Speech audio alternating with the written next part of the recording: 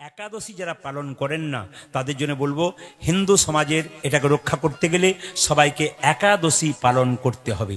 মুসলিম সমাজে 30টা দিন রোজা রাখা হয়। দেখবেন কি করে মায়েরা, সকাল ভোর থেকে সন্ধে 6টা পর্যন্ত থুতু জল খাওয়া তো দূরের কথা, থুতু পর্যন্ত গেলে না। আমাদের 8 থেকে 80 বছর পর্যন্ত বাড়িতে যারা আছেন সকলে মিলে একাদশী পালন করার চেষ্টা করবেন। একাদশী কেন করবেন তার আগে বলে রাখি, হরিভক্তি বিলাস বই যদি কেউ পড়েন, হরিভক্তি বিলাস, আমরা প্রচুর বইপত্র পড়তে হয়, আপনাদের বলে যাই, হরিভক্তি বিলাস বই যদি পড়েন তাতে পরিষ্কার করে লেখা আছে যে পাপ আর পুণ্য কোথায় কোথায় আছে। পুণ্য কোথায় আছে? এই যে হরিনাম শুনছেন, এই জায়গায় পুণ্য আছে। পুণ্য কোথায় আছে মা? ভালো কাজ করবেন, পুণ্য আছে। কিন্তু পাপ কোথায় আছে? খারাপ খারাপ জায়গায় আছে। কোথায় কোথায় আছে না, দেখবেন চুরির জায়গায় আছে, ডাকাতির জায়গায় আছে, চরিত্র খারাপ তাদের মধ্যে আছে, এগুলোতে পাপ আছে। কিন্তু পাপ একবার কেঁদে কেঁদে ভগবানকে বললো, আমাকে সব জায়গা তো খারাপ দিলে, একটা ভালো জায়গায় দাও। ভগবান বললো, তোমাকে একটা জায়গা দিলাম। বলে কোন জায়গা? তুমি অন্যের মধ্যে থাকবে। বলছে না, আমি অন্যের মধ্যে থাকবো না। বলে কেন? কলির জীব অন্নগত প্রাণ, তারা অন্ন ছাড়া থাকতেই পারে না। অন্যের মধ্যে পাপ লোকালে ওরা মানবে না, সবাই অন্ন খাবে। ভগবান বললো, ঠিক আছে, তোমাকে 2 দিন মাত্র অন্যের মধ্যে তুমি থাকবে। কোন দিন? মাসে 2 দিন, একাদশীর দিনগুলোতে। তাই সাবধান থাকবেন। যারা কীর্তন শুনতে এসছেন ইউটিউবের মাধ্যমে শুনে নিন, যদি একাদশীর দিনে কেউ অন্ন খায়, পরিষ্কার করে জেনে নেবেন তার মধ্যে পরিপূর্ণ পাপ লুকিয়ে থাকে। আপনি যদি একাদশীর দিনে অন্ন খান, হিসাব করবেন আপনি পাপ খাচ্ছেন। কিন্তু দেখুন, আমাদের মুসলিমরা কি করছে, 30 দিন রোজা রাখতে পারছে, আর আমরা 15 দিন পরে একদিন। আমাদের খালি পেটে থাকার দরকার নেই। যারা পারবেন না তারা কি কি করবেন একটু বলে দিই। হরিভক্তি বিলাস বলছে পঞ্চশস্যের মধ্যে পাপ থাকে, চাল, গম, ধান, জব, সরিষা, ডাল, এর মধ্যে কিন্তু কি থাকে মায়েরা? পাপ লুকিয়ে থাকে। তাই এগুলো কিন্তু খাওয়া চলবে না। ডাল খাওয়া চলবে না, চাল খাওয়া চলবে না, সরিষার তেল খাওয়া চলবে না, সরিষার তেল মাখতে পাবেন না। তবে হ্যাঁ, সবাই লক্ষ্য করুন, আগের দিন রাত্রিতে, একাদশীর আগের দিন রাত্রিতে আপনাদের কিন্তু ব্রাশ করে নিতে হবে। কেন বলুন তো? আর সেই দিনই জিভটা ছুলে নিতে হবে। কেন? পরের দিন যদি ব্রাশ করেন তাহলে পেস্টের মধ্যে লবণ থাকে, ওই লবণ যদি আপনার মুখে যায় তাহলে আপনার একাদশী হলো না। কিংবা সকালবেলায় জিভটা ছুলতে গেলেন, হঠাৎ আপনার জিভটা কেটে গেল, রক্ত বেরিয়ে গেল, আপনার কিন্তু একাদশী হবে না। তাহলে আপনাকে একাদশী করতে গেলে দেখুন, আবার শাস্ত্রের কথা বলেছে বাসি মুখে গোবিন্দ ভজন হয় না। তাহলে একাদশী দিয়ে যদি মুখ না ধোন আপনি, তাহলে আপনার গোবিন্দ ভজন হবে না। তাই জন্য হরিভক্তি বিলাস একটা উপায় করে দিয়েছে। কি উপায় করে দিয়েছে? যেদিন একাদশী সেদিন সকালবেলায় গরম জলে 21 বার কুলকুচি করবেন। কি বললাম? সবাই লক্ষ্য করুন, যেদিন একাদশী সেদিন সকালে আপনাকে দাঁত মাজতে হবে না, জিভ ছুলতে হবে না, কিন্তু 21 বার গরম জল, মুখে নেওয়ার মতো কুসুম কুসুম গরম জল আপনাকে কি করতে হবে না, কুলকুচি করতে হবে। তাহলে কিন্তু আবার মুখশুদ্ধি আপনার হয়ে যাবে। 2 নম্বর, সবাই লক্ষ্য করুন, সেদিন গীতা পড়তে হবে। গীতা যদি পড়তে না পারেন, গীতা মাথায় ঠেকাবেন। সেদিন লক্ষ্য রাখতে হবে, সরিষার তেল খাবেন না, সাদা তেল খেতে পারেন। আপনি সরিষার তেল মাখতে পারেন না, নারকেল তেল মাখতে পারেন। যে বিছানায় শুয়ে থাকেন সে বিছানায় আপনি শুতে পাবেন না। অনেকে কাঁচা লঙ্কা খায়, জেনে নিন কাঁচা লঙ্কা কিন্তু একাদশীর দিন খাওয়া যাবে না, পরিষ্কার। শুধু তাই নয়, ধনে পাতার চাটনি খায়, বা আবার যত রকম পারে সেদিন তৈরি করে করে খায় না। একাদশীর দিনে যত কম খাবেন, মুখ ঝুটা কম করবেন, তত আপনার লাভ। এমনি যারা মনে মনে ভাবছেন আমরা মোটা, একটু পাতলা হব, তার জন্য কিন্তু গীতা পরিষ্কার করে বলেছে। যারা গীতা পড়বেন তারা দেখবেন পরিষ্কার করে বলেছে যে যদি পেটটাকে 4 ভাগ করা যায়, তাহলে 2 ভাগ খাবার খাবে, 1 ভাগ জল খাবে, 1 ভাগ ফাঁকা রাখবে। একাদশীর দিনে বলেছে পেটটাকে 4 ভাগ করলে 1 ভাগ খাবার খাবে, 1 ভাগ জল খাবে, আর 2 ভাগ ফাঁকা রাখবে, তবে তোমার লাভ হবে। একাদশী মানে এই নয় যে তুমি উপবাস করেছো। একাদশী দিনে শর্ত করতে হবে। শাস্ত্র বলল কি? খারাপ কিছু দেখবো না, খারাপ কিছু বলবো না, খারাপ কিছু ভাববো না। মায়েরা, যদি নির্জলা একাদশী করতে পারেন সবচাইতে উত্তম। যদি না করতে পারেন, শরীরে আপনার না সামর্থ্য হয়, আপনি কি পাবেন? ফল পাবেন, আপনি দুধ পাবেন, একটি সবজি পাবেন, কাঁচা কলা, কাঁচা পেঁপে, হ্যাঁ, আপনি কুমড়ো দিয়ে একটা সবজি করতে পারেন। সন্দক লবণ দিয়ে তৈরি করতে হবে, সাদা তেল দিয়ে তৈরি করতে হবে, মানে সূর্যমুখী তেল। এইবার লক্ষ্য করুন, মালদাতে আমি গিয়েছিলাম গত একাদশীটাতে, কোন একাদশী, তো আমাকে একজন ব্যক্তি বললেন, বাবা আপনি একাদশী করেন? বলে হ্যাঁ করি। তো সবাই লক্ষ্য করুন, 2 থালা সবজি দিয়েছে, 2 থালা ফল দিয়েছে, 4 গ্লাস দুধ দিয়েছে, আরও কত রকম দিয়েছে। বলছে বেশি কিছু করতে পারলাম না। বললাম এইরকম যদি করেন তাহলে কোনোদিন আমি ভাতই খাবো না, প্রতিদিন একাদশী করে দেবো। এটার নাম কি বলুন তো? যেটা নির্জলা একাদশী ওটা উত্তম একাদশী, আর যেটা ফলমূল সবজি খেয়ে খান ওটা মধ্যম একাদশী। আর আমাকে যে একাদশী করালো ওটা উত্তম নয়, মধ্যম নয়, ধমাধম একাদশী। আপনাকেও ধমাধম একাদশী করবেন না, অন্তত উত্তম আর মধ্যম একাদশী করবেন। যারা কীর্তন শুনতে এসছেন তারা কত টাকা নিয়ে এখানে এসছেন সেটার দিকে হিসাব নয়। ভগবান বললেন মন মনা মদ ভক্ত আস্তে। ভগবান বললেন মন মনা মদ ভক্ত। তুমি তোমার মনটা গোবিন্দকে কতখানি দিয়েছো সেটা আসল।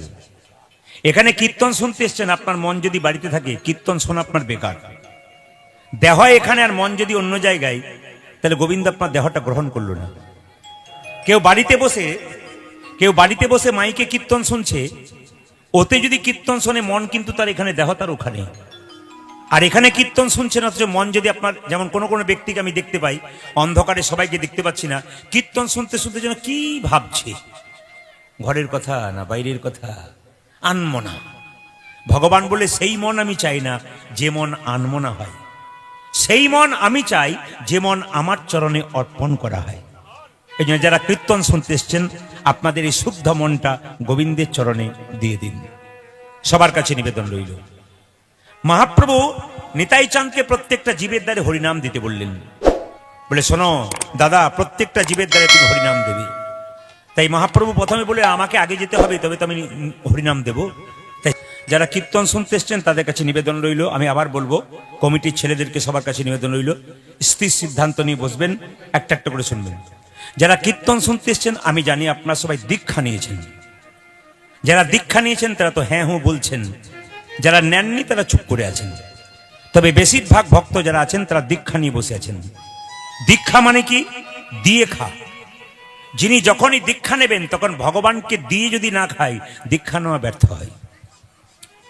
আপনি যখনই দীক্ষা নিলেন, গোবিন্দের চরণে স্নান করে কিছু দেবেন। আস্তে মায়েরা, যারা দীক্ষা নিয়েছেন একবার হাত তুলে দেখান তো, কারা কারা দীক্ষা মানে গুরুমন্ত্র নিয়েছেন? বাহ বাহ বাহ, নামান। আমি জানি, আস্তে, আমি জানি সুন্দরবনের মানুষ তারা এত ভক্ত হয় যে দীক্ষা তো অবশ্যই নেয়। হাত তোলানো মানে আমার মূর্খতার পরিচয়, তবু একটা হাত তোলালাম। কেন বলুন তো? যদি কেউ না নেয়, তার পাশে একজন হাত তুলে তার একটু লজ্জা পাবে। কেন বলুন তো? এরা সবাই নিয়েছে, আমি নিই নাই, এই জন্য হাতটা তোলাতে বললাম। আমি আপনাদের এলাকাতে আগে অনেক সময় এসেছি, কিন্তু এখন বহু জেলায় জেলায়, রাজ্যে রাজ্যে, দেশের বাইরে প্রচুর চাপ হওয়ার জন্যে আমি সব জায়গায় সময় দিতে পারিনি। কলকাতা দিকে আমি 3-4 দিন ছিলাম, এখনো এখান থেকে গিয়ে 3-4 দিন থাকবো। এই জন্য ফাঁকে এই হরিবাসরটা পড়েছে বলে আমি সুযোগটা আপনাদের দিতে পারলাম। আপনাদের কাছে নিবেদন রইল, দীক্ষা মানে দিয়ে খা। হরে কৃষ্ণ শব্দ নয়, দীক্ষা মানে দিয়ে খা। ভগবানকে দিয়ে যদি না খান, তবে দীক্ষা নেওয়ার কোনো অর্থ হয় না। দেখুন, গুরুমন্ত্র যখন ভজন করবেন, আগে গুরুকে স্মরণ করবেন, তবে গোবিন্দ ভজন করবেন। যে গুরুর কাছে মন্ত্র নিয়েছেন, আগে সেই গুরুকে যদি স্মরণ না করা যায়, তারপর মন্ত্র ভজন করা যায়, গোটা মন্ত্র ভজন কিন্তু ব্যর্থ। আমি যেখান থেকে বললাম, বইটার নাম হচ্ছে স্কন্দ পুরাণ। যদি কারো বইপত্র পড়ার ইচ্ছা থাকে, ইউটিউবের মাধ্যমে বলে দিলাম, মেনে নেবেন। স্কন্দ পুরাণ পরিষ্কার করে বলছে যে গুরুমন্ত্র জপ করবার আগে যে গুরুর কাছে মন্ত্র নিয়েছেন, আগে সেই গুরুকে স্মরণ করতে হবে, তারপর গুরুমন্ত্র জপ করতে হবে। 1, 2, যিনি গুরুদেব আপনাকে মন্ত্র দেবে, তিনি নিজের ছেলে মেয়েকে যেমন ভালোবাসবেন, আপনাকে সেই রকম ভালোবাসবেন। উনি যদি মনে করেন আমার নিজের ঔরসজাত ছেলে মেয়ে উন্নতির দিকে যাক, ওরা না গেলেও হবে, তাহলে বুঝবেন উনার গুরুমন্ত্র দেওয়া বেকার হচ্ছে। কারণ যখনই আপনি তার কাছ থেকে গুরুমন্ত্র নিলেন, তখনই উনি আপনার বাবা হয়ে গেলেন। স্কন্দ পুরাণ বলছে। 2, শিষ্য যদি, দেখুন শাস্ত্রে বলেছে অজ্ঞান তিমিরান্ধস্য জ্ঞানাঞ্জন শলাকয়া। যারা বলেন মন্ত্রটা মানে আগে বুঝতে হবে। অজ্ঞান মানে কি? আমার ভেতরে যদি অজ্ঞানতার অন্ধকার থাকে, গুরুদেব জ্ঞানের শলাকা দিয়ে আমার অজ্ঞানের অন্ধকার দূর করে। কিন্তু যে গুরুর কাছে মন্ত্র নিলাম, তার যদি জ্ঞান না থাকে, শাস্ত্র জ্ঞান, তবে সে আমার অজ্ঞানতার অন্ধকার দূর করবে কি করে? এই জন্য রামকৃষ্ণদেব পরিষ্কার করে ভাষায় বলেছেন, কি বলেছেন? গুরু যাকে তাকে করো না, গুরু বেছে বেছে করো। পাকা গুরু করো, কাঁচা গুরু করো না। আবার চৈতন্য চরিতামৃতে বলেছে, গুরু যে জাতিতে ব্রাহ্মণ হবে, বৈষ্ণব হবে, শূদ্র হবে তা নয়। বলেছে কিবা বিপ্র কিবা শূদ্র, নাসিক জ্ঞানে নয়, কৃষ্ণ তত্ত্ব বেত্তা যেই সেই গুরু হয়। শুধু যে গুরু ব্রাহ্মণ হবে তা নয়, গুরু যে শূদ্র হবে তা নয়। যে গুরুর তত্ত্বজ্ঞান থাকবে, তার কাছে যদি কেউ মন্ত্র নিতে পারে, তবে তার লাভ আছে। আপনার শরীরে অসুখ হয়েছে, আপনি পাকা ডাক্তার দেখাবেন, আপনার অসুখ সারাবে। আপনার শরীরে অসুখ হয়েছে, আপনি কাঁচা ডাক্তার দেখাবেন, অসুখ বাড়াবে। জীবনে গুরুমন্ত্র নেবেন, জীবন সুন্দর হবে যদি পাকা গুরু করেন, জীবন অন্ধকার হবে যদি কাঁচা গুরু করেন। এই জন্য বারবার বললাম গুরু করবে বেছে বেছে। ব্রজে একটা ভাষা আছে, কি ভাষা আছে? পানি পিও ছানকে আর গুরু করো জানকে। তার মানে কি? জল খাবে ছেনে আর গুরু করবে জেনে। এই চারজন আপনার পাড়ার কাউকে গুরু করেছে, আপনি তাকে বেছে গুরু করে নিলেন তা নয়, আপনি ভেবে করবেন, বিচার করে করবেন। দোকান থেকে 10 টাকা জিনিস কিনতে গেলে 10 বার চিন্তা ভাবনা করেন এটা কিনবো কিনা। গুরুকে নির্বাচন করবার আগে আপনাকে বাঁচতে হবে এটাকে গুরু করবো কিনা, ইনি ঠিক জ্ঞান দিতে পারেন কিনা। এরকম স্কন্দ পুরাণ কিন্তু পরিষ্কার করে বলছে। আবার শুনে নিন মায়েরা, খুব দামি কথা। গুরুদেবের নাম কিন্তু মুখে উচ্চারণ করা যায়, কিন্তু অন্যভাবে। যদি আপনাকে কেউ জিজ্ঞেস করে আপনার গুরুদেবের নাম কি, নাম বলবার আগে আপনার কানে হাত দিয়ে প্রণাম করে তারপর কিন্তু আপনাকে নাম বলতে হবে। যদি না বলেন আপনি অপরাধের ভাগী হচ্ছেন। যখনই গুরুদেবের নাম বলবেন তখন কি করবেন? কানে হাত দিয়ে ওনার নামটা বলবেন। তবে ওনার নামের আগে দুটো জিনিস লাগাবেন, তবে কিন্তু লাভ আছে। গুরুদেবের নাম যাই হোক না কেন তার আগে শ্রী লাগাবেন, শ্রী, অথবা লাগাবেন প্রভুপাদ। এটা লাগাবেন কানে হাত দিয়ে, প্রভুপাদ অমুকজন, শ্রী অমুকজন, এই নামটা কিন্তু উচ্চারণ করতে হবে। বাড়িতে রাধাকৃষ্ণ রাখলেন, তার নিচে দেবতা রাখলেন, গুরুর ছবি কিন্তু তাদের ওপরে বা তাদের সমান জায়গায় রাখবেন না। স্কন্দ পুরাণ পরিষ্কার করে বলছে যে রাধাকৃষ্ণের ছবি যদি ওপরে রাখা হয়, দেবতার ছবি যদি মাঝে রাখা হয়, গুরুর ছবি নিচে রাখতে হবে। গোবিন্দের চরণে আপনি তুলসী পত্র দেবেন, রাধারানীর হাতে তুলসী পত্র দেবেন, কিন্তু গুরুদেবের পায়ে জীবনে কোনোদিন দেবেন না। অনেক বাড়িতে গিয়ে দেখেছি দিব্যি গুরুদেবের পায়ে তুলসী পত্র দিচ্ছেন, মাহা মাহা মাহা, অন্যায় করছে। কি করবেন? গুরুদেবের চরণে নয়, গুরুদেবের বক্ষে আপনার তুলসী পত্র দেবেন, গুরুদেবের হাতে পর্যন্ত নয়। তবে এ কথা মাথায় রাখবেন, গুরু যখন আপনার বাড়ি যাবে তখন খালি হাতে যাবে, আপনি যখন গুরু বাড়ি যাবেন তখন আপনি ভর্তি হাতে যাবেন, তা বললে তো হবে না। যদি আপনি গুরু বাড়ি যান, আপনি যখন এক প্যাকেট মিষ্টি নিয়ে যাবেন, ফলমূল নিয়ে যাবেন, আপনার গুরু যখন আপনার বাড়ি আসবে উনিও কিন্তু খালি হাতে আসবেন না, উনি কিন্তু আপনার জন্য কিছু নিয়ে আসবেন, খালি হাতে আসবেন না, ইনি কিন্তু পাকা গুরু। তবে এ কথাও বলে রাখি আপনাদেরকে, খুব মন দিয়ে শুনবেন, গুরুকে ভজন করতে গিয়ে, গুরুকে সম্মান করতে গিয়ে নিজের বাবা মাকে যেন অপমান না হয়।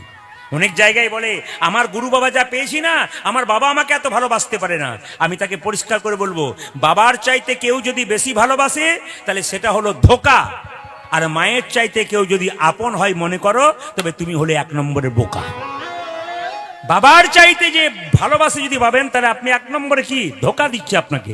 আর যদি মায়ের চাইতে কেউ আপন হয় মনে করেন আপনি, তাহলে আপনি 1 নম্বরের বোকা। এই জন্য বারবার বলবো, গুরুদেবের চরণে মন্ত্র নেবেন আর গুরুদেবকে এই কথাটি বলবেন, ওগো গুরুদেব, আমার এই জীর্ণতলি তোমার চরণে দিলাম, তুমি ওই পারে পৌঁছানোর ব্যবস্থা করে দাও। আমার জীর্ণতলি ভাসাইয়ে দিলাম অকলে দরিয়ায়, দয়ালে গুরু গো পৌঁছাইয়া দেহ কিনারা, পৌঁছাইয়া দেহ কিনারা গো, পৌঁছাইয়া দেহ কিনারা, পৌঁছাইয়া দেহ কিনারাই গো, পৌঁছাইয়া দেহ কিনারা। তুমি বিনে এ দুরি দিনে,